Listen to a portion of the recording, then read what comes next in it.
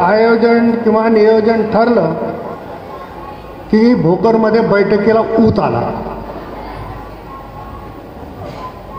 ज्यांनी आयुष्यात कधीच कोणाला फोन केला नाही त्यांना फोन जायला सुरू झालं आणि सगळ्याला विनंती करण्याचं काम सुरू झालं की भोकरच्या राष्ट्रवादीच्या कार्यक्रमाला कोणी जायचं नाही.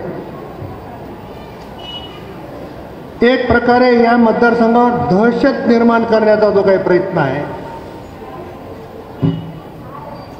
आता मला असं वाटतं की प्रताप पाटील आणि दहशत हे काही समीकरण नवीन नाही आणि अशा पद्धतीची दहशत मतदारसंघावर कोणी करत असेल तर राष्ट्रवादी काँग्रेस अशा लोकांचं चालू देणार नाही या ठिकाणी सांगायला. आता लोक असंही म्हणतील की प्रताप पाटील काल राष्ट्रवादीमध्ये आले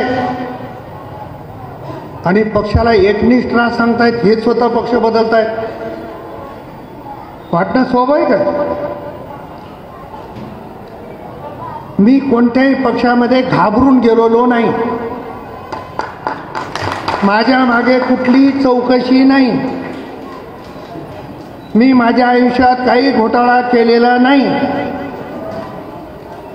मला जे पक्ष बदलावे लागले